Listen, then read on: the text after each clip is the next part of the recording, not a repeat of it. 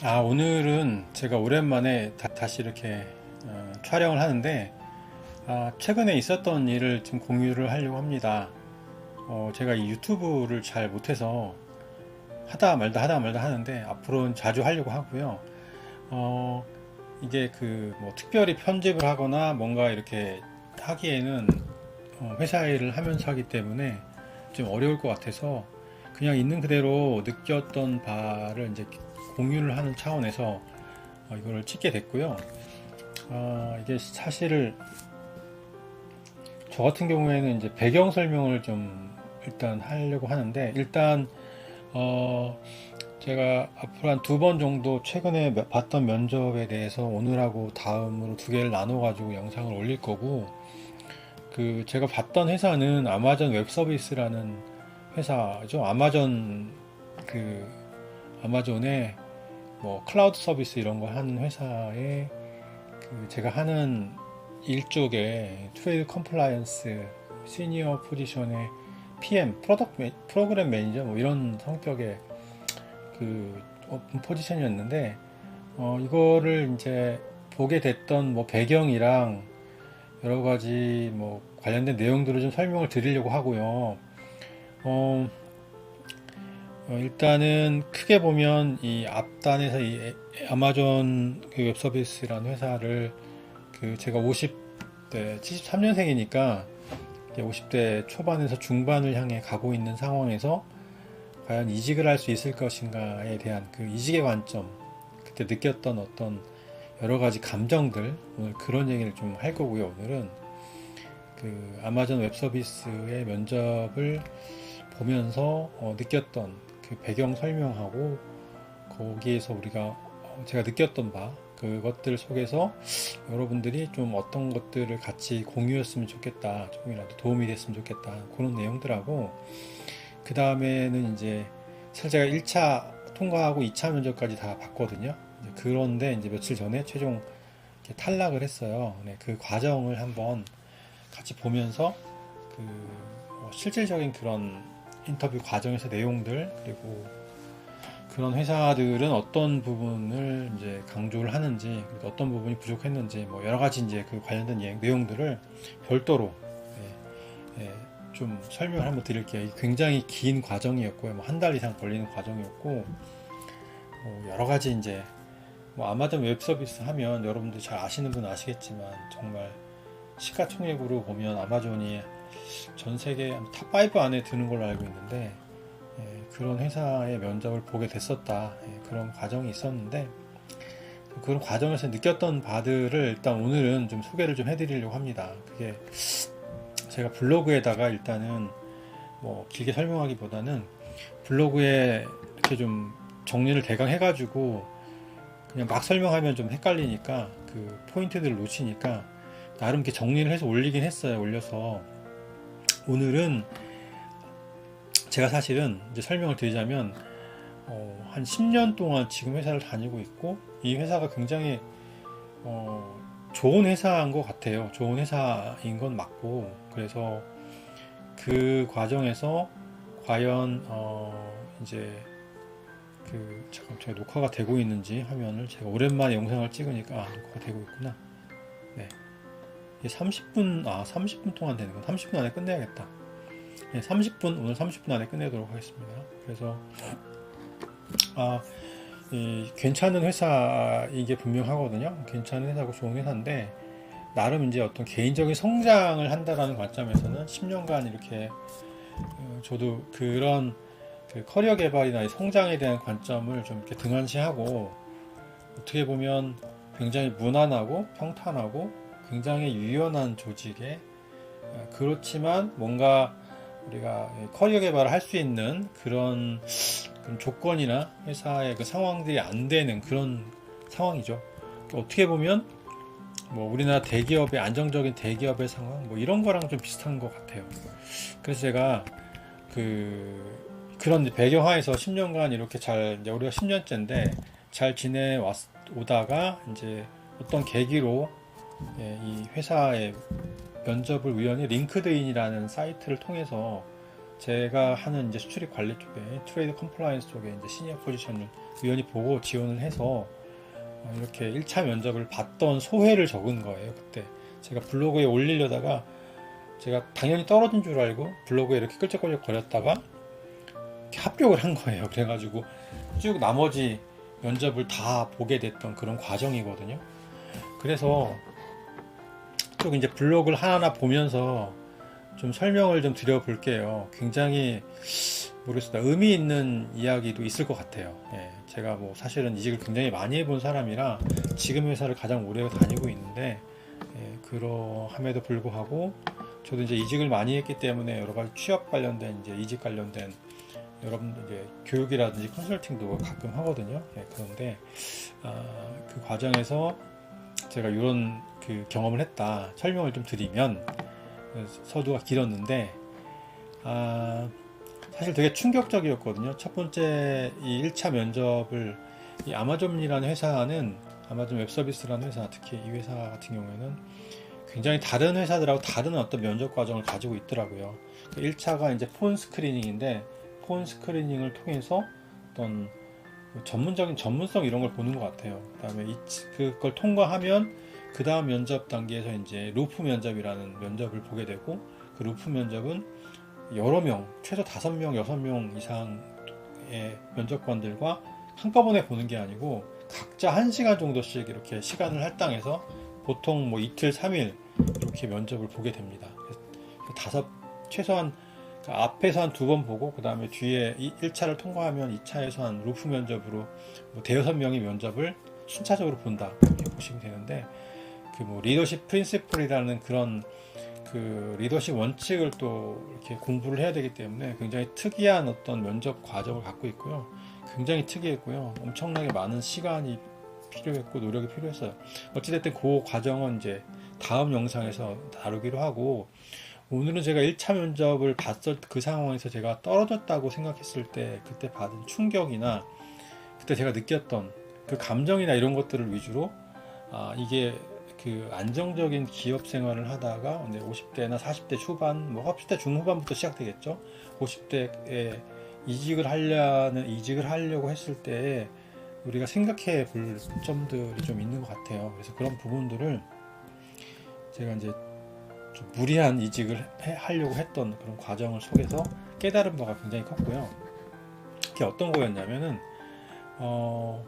이게 면접을 봤는데, 1차 면접을 봤는데, 이게 원래 그 리더십, 그 16가지 리더십 원칙이 있는데, 그거를 이제 리더십 원칙에 맞춰서 영어로 각 그 리더십별로 하나나 2개 정도의 자기 성과나 이런 것들을 이렇게 정리를 하게 돼 있어요. 그게 사실 면접에 나올 줄 알고 준비를 했었고, 사실 내가 하는 직무 전문성, 그러니까 직무 전문성 관련해서는 당연하게 어느 정도 될 줄 알고, 그런 리더십 원칙을 가지고 내 직무의 성과를 풀어내는 그거 위주로 준비를 한 일주일 했었는데, 실제 면접을 봤을 때 1차 처음 폰 스크리닝의 첫 번째 면접을 봤을 때 제가 충격을 받았던 게, 그 준비했던 일주일간 준비했던 리더십 관련한 질문은 나온 게 아니었고요.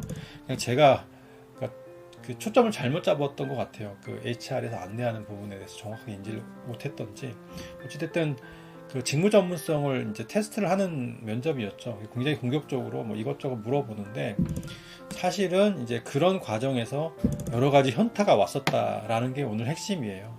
제가 이제 제 개인적인 현타였는데, 그게 어떤 현타였냐면,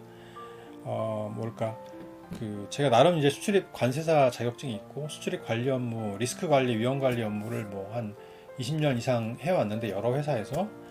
이 회사 같은 경우에는 사실 이 수출입 관리 쪽에 있어서는 굉장히 무난한 회사거든요. 그러니까 뭐 예를 들어서 관세율이 없다던가, 그렇기 때문에 또 FTA를 하지 않죠. 관세율이 없으니까. 그런 뭐 환급도 없고, 여러 가지 그런 단순한 측면이 있어요. 그러다 보니까 이제 심사라든지 뭐 AEO 관리라든지 이런 쪽만 집중하다 보니까, 그 실제로 서류를 보고 뭐 여러 가지 이제 핸즈온이라고 그러잖아요. 그런 것들을 할 수 있는 그런 상황이 아니어서, 뭐 심사할 때야 물론 이제 여러 가지 대응을 했지만, 그러니까 뭔가 좀 약간 그 실무적인 감각 뭐 이런 것들을 요구하는, 물론 시니어 포지션이긴 하지만 뽑는 롤 자체가 한국에 이제 처음 생기는 어떤 인디비주얼 컨트리뷰터 같은 롤이고, 이 아마존 클라우드 서비스를 하는 데 있어서 자체 제품들을 수출입할 때 여러 가지 이제 규정이라든지 이런 것들을 검토하고 실제 실무적으로 하는 그런 롤이었던 거고요. 실제로 이제 뭐 사실은 뭐 연봉이라든지 이런 수준 차이가 사실은 일반 회사보다 굉장히 높죠. 한두 그레이드가 높기 때문에 사실 그 조전을 해보려고 했던 거고요.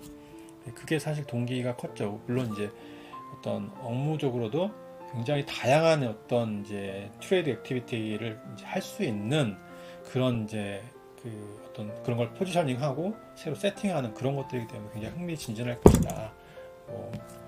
네임 밸류는 말할 것도 없고, 그런 차원에서 도전을 해서 굉장히 흥미가 있었는데 결론은 잘 안 됐고요.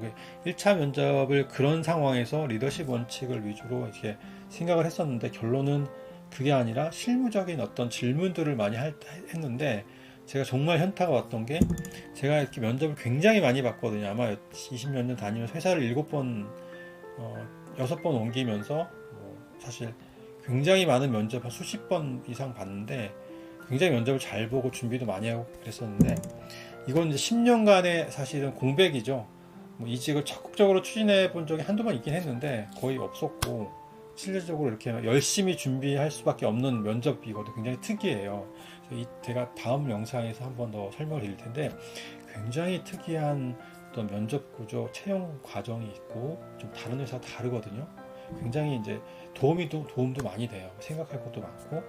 그런데 어찌됐든 여기서 첫 번째 면접에 나오는 질문들에 있어서 내가 자신 있게 대답할 수 있는 그런 것들을 이런 것들이 현업을 잘 안 하다 보니까 이제 관리적인 측면에서만 많이 하다 보니까 실무적인 어떤 이런 감각들이 떨어져서 간단한 질문들인데 제가 대답을 못하는 게 한 2개 정도 있는 것 같고, 뭔가 좀 클리어하지 않은 여기에서 이 아마존의 면접은 어떻게 보면 굉장히 클리어한 답변을 요구하면서 설득력 있게 해야 되는 좀 난이도가 높은 그런 면접 과정이고, 아무래도 회사 자체가 이제 연봉이라도 이런 것도 굉장히 높고 또 경쟁률 세잖아요. 그러니까 아무래도 레벨이 높은 사람들을 많이 채용할 수밖에 없는 구조인 것 같아요. 아무래도 그런 상황에서 어떤 실무적인 면접을 테스트하는 거였고, 저는 준비를 전혀 다른 걸 했었고, 또 실무적인 그런 감각을 이제 물어보는데, 제가 다 아는 건데 그거를 오버롤하게 설명을 하면 돼요. 사실 그 질문에 있어서 직접적으로 답변을 못 하더라도 뭔가 알고 있는 제너럴한 어떤 그런 것들을 설명을 해도 되는데, 딱 생각이 안 나니까 잘 모른다고 할 수밖에 없었고, 그런 게 한 2개가 있었고, 뭔가 내가 자신 있다고 생각하는 직무 전문성 측면에서 대답을 잘 못한 것 같고, 그래서 굉장히 실망을 많이 했어요. 그러니까 실망을 많이 했던 이유 중에 가장 큰 것 중에 하나는 아무래도 내가 10년간 어떤 굉장히 안주했었다라는 그런 느낌 있잖아요. 그게 아마 제가 이제 뒤에서 말씀드리겠지만 약간 대기업이나 안정된 회사에서 뭔가 다른 어떤 자기 개발의 노력이나 경력 개발에 대한 생각이 좀 많이 접고 있다 보니까 결국엔 이런 상황이 됐구나. 뭔가 그전엔 이직이나 이런 것들이 굉장히 좀 쉬운 편이었는데, 결국 나도 이제 50대가 넘고 이런 상황이 되니까 특별한 노력을 못했고 준비가 부족하니까 이렇게 현타가 오는구나 라는 생각을 할 수밖에 없었던, 굉장히 그날 한 이틀 동안 엄청 실망을 많이 했었죠. 그런 상황이었습니다. 아마 그래서 제가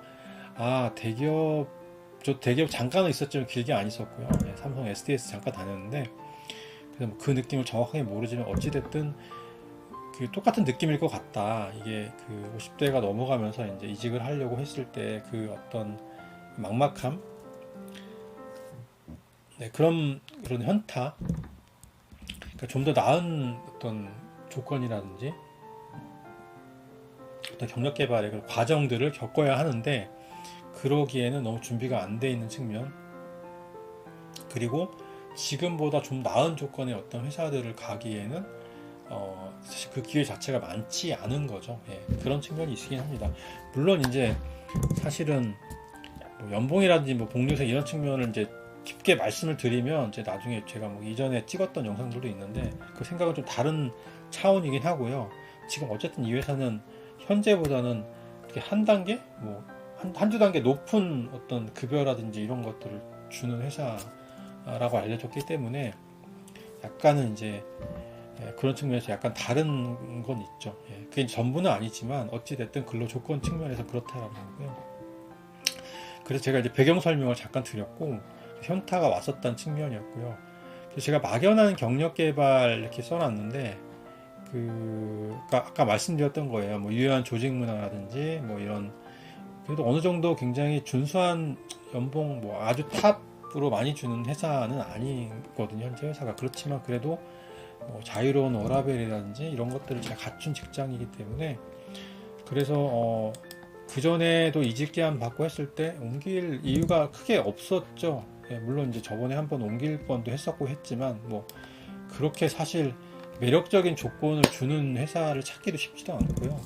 그런 상황이어서 그게 쉽지는 않더라고요. 사실은 이제 헤드헌터들이 이렇게 연락 오고 했을 때 나는 최소 연봉 30% 무조건 30% 이상 올리지 않으면 갈 이유가 없다라고 해서 헤드헌터가 사실 저 사람 미쳤다 생각할 수도 있었겠죠. 내가 뭔데 뭐 무조건 30% 이상 올리지 않으면 못 간다 이런 얘기를 할 때도 있었으니까 어찌됐든 그런 생각은 있었죠. 왜냐면 회사를 옮긴다라는 걸 제가 많이 옮겨봤기 때문에 뭐 안정적인 그런 상황들을 포기하고 새롭게 도전하고 새로운 인간관계 새로운 여러 가지 것들을 해야 되기 때문에 쉽지 않은 거기 때문에 최소한 30%는 올려가야 된다는 생각이 있었고요. 그리고 이제 현 회사의 어떤 그 금전적인 거 기본 연봉 외에 다른 것들이 좀 많이 있기 때문에 조금 그런 생각을 했던 것 같아요.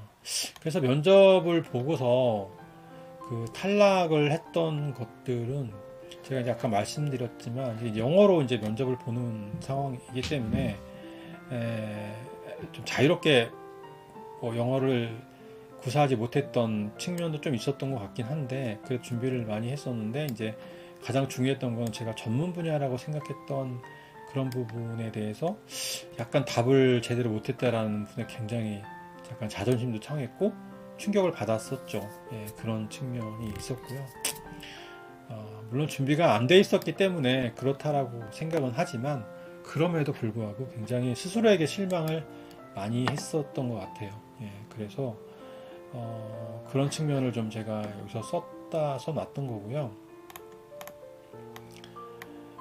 그래서 사실은 아까 제가 말씀드렸지만 이 워라밸이 커리어를 망친다 이런 측면은 사실 저는 워라밸 이런 걸 되게 좀 좋아해서 그냥 뭐 어느 정도 이렇게 조건이 맞고 조직 문화 유연하고 워라밸 뭐 마음대로 이렇게 내가 그 워라밸을 조정할 수 있는 이런 회사 굉장히 좋은 회사긴 해요. 사실 지금 제가 코로나 이후로 계속 재택을 하고 있고 회사를 사실 나오라고는 하는데 나올만 가끔 가긴 하는데 최근에는 물론 심사를 하거나 이때는 자주 갔었는데 가도 이렇게 특별히 뭐 이렇게 사람들이 많이 같이 일할 수 있는 그런 조직도 아니고 그럴 만한 동기부여가 좀 떨어지는 상황이에요. 그래서 그거에 너무 익숙해져 있다 보니까 약간 이제 뭔가 모티베이션이 떨어지고 워라밸 자체를 좀 즐기는 그런 이제 상황이 많이 됐었죠. 그게 참 너무 뭐 좀 아쉽기도 하고 그런 상황이 됐습니다. 자기 개발할 그런 기회도 많이 줄어들고 그 동기도 많이 없고요. 동기가 많이 없었다라는 게 저 같은 경우 굉장히 컸습니다. 그래서 우리가 이제 중요하게 생각할 부분은 저는 그렇게 생각해요. 워라밸 자체도 사실 중요하긴 한데 그 안에서 내가 성장할 수 있는 동기부여가 좀 있어야 동기가 있어야 좀 뭔가에 더 집중하고 뭔가 스스로 뭔가를 만들어서 노력하고 뭐 성과를 만들어내고 이럴 상황이 되는데 그렇지 않다라고 하면 저 같은 경우에는 약간 동기부여를 되게 중요하게 생각하고 성과를 막 열심히 내서 뭔가를 얻었을 때 되게 뭔가 성취감을 느끼는 스타일이었거든요. 근데 여기서 10년간 있으면서 그럴 기회가 거의 없었어요, 많이. 물론 5년에 한 번 심사를 2번을 했는데, 뭐, 그때 한번 6개월, 뭐, 한 2, 3개월, 2, 3개월에서 한 5, 6개월, 요 과정은 있었지만, 나머지 시간은 특별히 그런 게 없이 그냥 무난하게 워라밸을 지키면서 어느 정도의 연봉을 받고 그렇게 지내왔던 것 같아서 조금 아쉽기도 하고 뭔가 그랬었어요. 그래서 그런 측면을 봤을 때 물론 저랑은 상황이 다르시겠지만 그 이게 항상 좋은 게 최선은 아니다라는 생각을 하게 돼요. 물론 배부른 소리라고도 얘기할 수 있겠지, 누군가는. 뭐 그건 할 수 없고요. 그러니까 저는 그렇다는 얘기예요.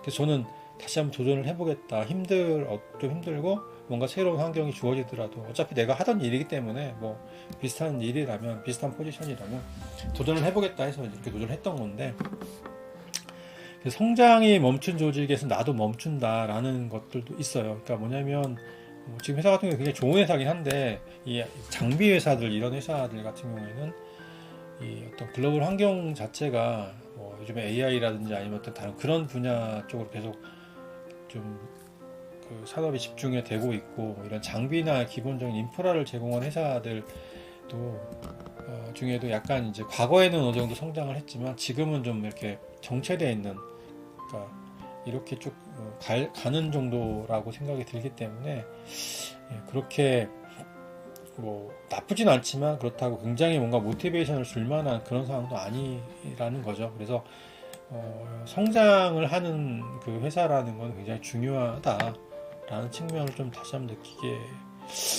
됐어요. 그래서 그런 뭐 워라밸하고 연결지어서 개인적인 생각을 좀 써봤는데, 그러니까 당장은 뭐 20대, 30대 때는 워라밸에 대한 이제 선호도 하게 되고 하지만 이제 길게 보면 또 그렇지 않은 경우도 있어요. 그러니까 내가 뭔가 워라밸 자체보다는 많은 시간과 뭐 스트레스 받아가면서 뭔가에 집중해서 성과를 내고 좀 많은 노력들을 해서 했을 때 사람은 사실 성장을 하거든요. 그 과정에서 업그레이드가 되는 건데, 그렇지 않으면 사실 그만큼 정체되는 경우가 많죠. 사람이라는 거는 편하면 편한 만큼 그렇게 되는 게 많다라는 부분을 좀 느꼈고요.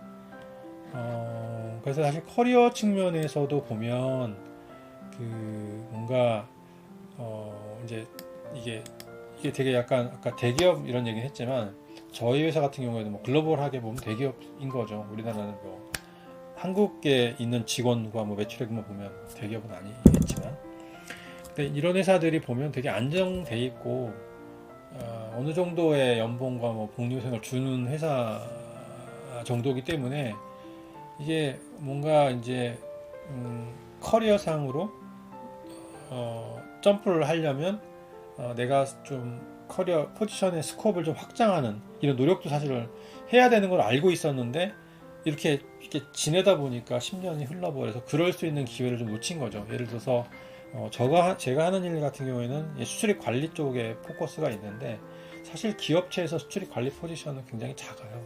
그래서 이거를 그 물류 전체 웨어하우스라든지 그다음에 뭐 트랜스포테이션이라든지 뭐 3PL 매니지먼트라든지 SCM 서플라이 체인 매니지먼트라든지 이런 쪽까지 좀 확장해서 내가 그거를 좀 가버넌스를 가지고 여러 가지 업무를 좀 직접적으로 많이 했어야 되는데 너무 이제 이쪽에 제가 이제 관세사 자격증이 있다 보니까 그쪽에 포커스를 맞춰서 이제 하다 보니까 약간 이제 이직을 할 때 보니까 그쪽에 이게 안 되는 거예요. 그쪽에는 약간 물론 작은 회사들은 뭐 어떻게 가겠지만 이런 어떤 좀 레벨이 높은 회사들을 가기에는 선호하지 않는 거고, 일단 이제 나이가 너무 많이 들어서 지금은 힘들고 그 전에 40대 초중반 때 그쪽에 뭔가 좀 그 간접 경험, 직접 경험을 좀 했었어야 되는데 뭐 그런 여러 가지 측면들이 있습니다. 좀 깊게 들어가면 그렇다는 얘기고요. 그래서 결국에는 이제 그런 쪽에 회사들을 갈 수 있었겠지만 그런 쪽에는 지금 현재보다의 연봉이나 이런 것들이 좀 안 맞으니까 쉽게 도전할 수가 없었던 거죠. 그게 사실은 대기업의 약간 딜레마 같은 거죠. 대기업 같은 경우에도 본인들의 그 연봉이나 복리후생 이런 것들보다 사실 이렇게 좀 나으면서 좀 차별화되면서도 직무 개발을 할 수 있는 어떤 다른 회사들이 사실 많지는 않기 때문에, 그래서 대기업을 나온다라는 게 쉽진 않고 그런 어떤 회사 이직을 통해서 또 직무의 확장을 통해서 경력 개발을 한다는 게 쉽지는 않았겠죠. 않다라는 거를 저도 제가 최근에 요 이직 과정을 겪으면서 실패를 했지만 좀 많이 느꼈고요. 예, 그런 측면에서 한번 생각해 볼 필요가 있다. 그래서 시장에서 필요한 그런 어떤 직무 스코프의 경험을 쌓지 않으면 기회가 사실 많지는 않죠. 예. 그러니까 제가 요 수출입 관리 쪽이 아니라 다른 쪽까지 확장해서 직무 스코프의 직접적인 경험을 쌓았어야 되고 그걸 알고는 있었는데 막상 하려고 했을 때는 쉽지 않았다. 현재 상황의 어떤 조건이라든지 이런 것들을 포기하면서 좀 그런 도전을 할 수 있는 상황 자체가 좀 쉽지 않았다라는 현실적인 이유가 있었던 것 같아요. 결국엔 이제 결론은 그렇게 되는 것 같아요. 그래서 다시 한번 이제 좋았던 거는 이런 과정을 통해서 내가 뭐라 그럴까, 그래도 50대에 뭐 이직을 더 좋은 회사라든지 더 나은 조건으로 할 수 있을지 없을지 모르지만 그건 뭐 가능성이 많이 떨어지는 상황인 것 같아요. 그래도 이제는 좀 마음을 좀 다잡았는데, 그렇지만 그래도 이제 내가 그 이후에 뭔가를 할 수 있을 때 동력을 얻으려면 이제는 좀 다시 이제 공부도 좀 하고 내 전문 분야에다 좀 많이 기억 속에서 사라졌던 이런 내용들도 같이 이렇게 다시 한번 책도 좀 보고 실무적인 감각도 익히고 자료도 모으고, 또 이 인터뷰를 하다 보니까 그 영어를 정말 자연스럽게 좀 더 하고 싶은데 준비했던 내용이 아닌 걸 설명을 할 때도 좀 이렇게 너무 꼬이는 경우가 꽤 많이 있더라고요. 그런 측면도 참 아쉬웠고 그거에 대한 동기부여도 다시 되는 것 같고요. 그래서 혼자 여러 가지 이제 여기 썼던 것처럼 나는 이런 종목을 좀 해야겠다라고 한번 이렇게 적어봤던 거예요. 예를 들면 그런 어떤 경험을 했을 때 그게 굉장히 실망스러웠죠. 제가 이제 다음 영상에서 말씀드리겠지만 이거 1차를 봤을 때 감정을 이제 주로 제가 포인트를 잡아서 블로그를 작성하고 이 영상을 찍는데 그럼에도 불구하고 어떤 인사이트를 얻고 이것을 통해서 그래도 내가 어떤 것들을 할 수 있는, 또 새롭게 뭔가를 이제 열심히 해볼 수 있는 그런 동기부여가 될 수 있다라고 하면 힘든 과정이었는데 그것도 의미가 있지 않을까 생각이 들어요. 그래서 굉장히 특이한 경험이었고요. 제가 이제 다음 이제 영상에서 그 구체적인 내용들을 좀 이제 더 한번 설명을 드려볼게요. 봤던 인터뷰 내용이라든지 실질적으로 AWS라든지 아마존에 관심 있는 사람들의 인터뷰 준비라든지 실제 팁이나 이런 것들을 제가 겪으면서 한 달 넘게 이거를 준비하고 정말 진짜 열심히 뭔가를 했거든요. 근데 결국엔 떨어지긴 했는데 그래서 의미가 있었습니다. 그래서 그런 부분을 한번 다음 영상에 다시 한번 공유를 해드려 볼게요. 그래서 오늘은 이 현타가 왔었던 1차 면접 보고 오랜만에 좀 열심히 준비해서 뭔가 면접을 봤는데 내가 약간 현타가 왔었던 그런 경험을 한번 공유를 해봤습니다. 그래서 궁금한 점 있으시면 그 댓글로 남겨주시고요. 여러 가지 제가 이직이나 이런 것들을 많이 해봤기 때문에 특히 외국계에서라든지 이런 측면에서 커리어나 이런 측면에서 뭔가 그 조언을 듣고 싶다 하시면 댓글이나 이런 걸 남겨주시고 블로그를 찾아오시던 그래서 여러 가지 문의를 해주시면 좋을 것 같고요. 제가 시간을 좀 많이 드리는 컨설팅도 하니까 비용 많이 안 주셔도 되고요. 제가 현업이 있기 때문에 이거를 돈을 많이 벌자라는 이런 건 하지 않고요. 일단 도움을 많이 드리되 제가 시간이나 노력이 많이 들어가면 최소한의 어떤 수수료만 받고 컨설팅도 해드리고 하니까 많이 문의를 주셨으면 좋겠습니다. 그래서 다음 영상에서 뵙겠습니다. 감사합니다.